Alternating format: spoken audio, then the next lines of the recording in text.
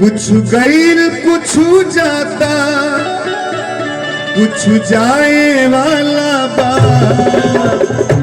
का जितना उम्र हो गई बा ओकरे पीछे के सब चल गई बा आ जौन बाकी बा उ चल जाए। ऐसे कहल बा कि प्रभु के भजन करी अन्ना तो ई फिल्म पुरान देरी ना रहे। कुछ गईल कुछ जाता कुछ जाए वाला बा तोहर जिंदगी के फीलिंग बनाए वाला बा तोहर जिंदगी के फीलिंग बनाए वाला बा। कुछ गईल कुछ जाता कुछ जाए वाला बा कुछ गईल कुछ जाता कुछ जाए वाला बा तोहर जिंदगी के फीलिंग बनाए वाला बा तोहर जिंदगी के फीलिंग बनाए वाला बा।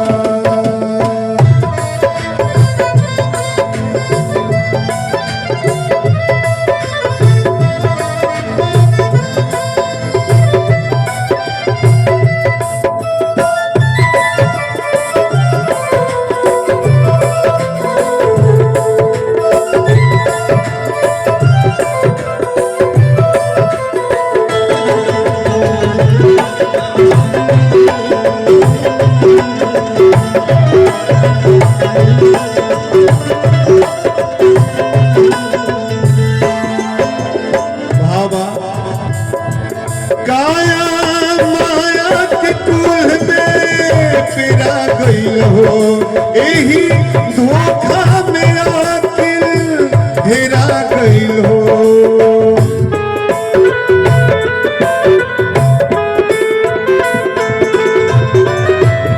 काया माया के कुल में फिरा गई हो यही धोखा में हेरा गई हो।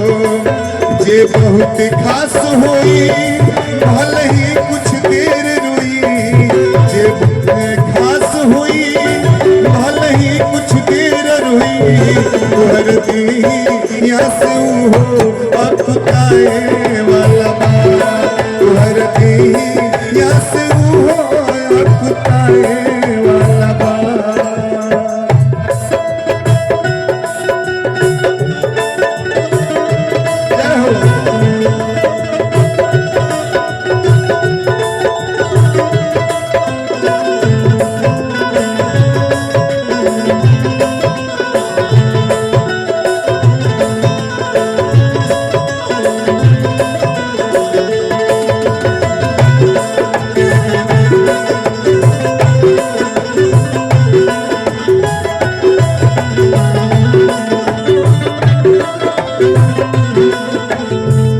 बोलो बबुआ आज हमने के धरती पर बहुत ही निक काम के लोग सब जाते इंसान के रूप में जन्म मिला होगा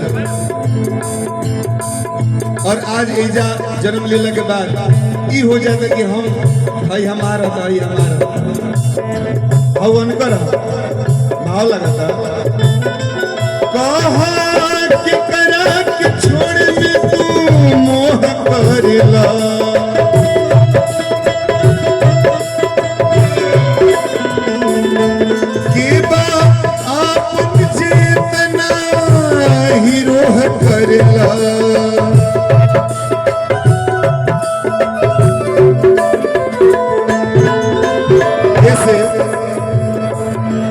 का बेटा का नारी सब मिलके दीगारी का बेटा का नारी सब मिलके दीगारी भरल फाड़ में के भूजू ना छिटाए वाला बा भरल फाड़ में के भूजू ना छिटाए वाला बा।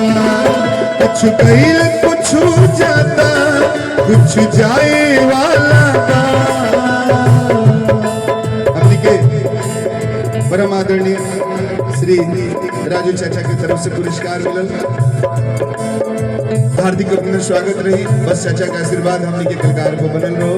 कैसे कुछ गईल कुछ जाता कुछ जाए वाला बा, कुछ गईल कुछ जाता कुछ जाए वाला बा, तोहर जिंदगी के फिर वाला बा।